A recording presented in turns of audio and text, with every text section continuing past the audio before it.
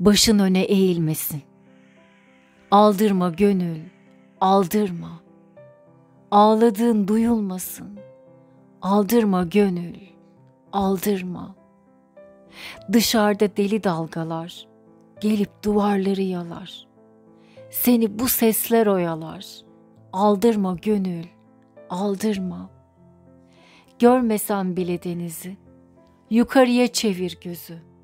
Deniz dibidir gökyüzü. Aldırma gönül, aldırma. Dertlerin kalkınca şaha, bir sitem yolla Allah'a. Görecek günler var daha. Aldırma gönül, aldırma. Kurşun ata ata biter. Yollar gide gide biter. Ceza yata yata biter. Aldırma gönül, aldırma. Aldırma gönül, aldırma.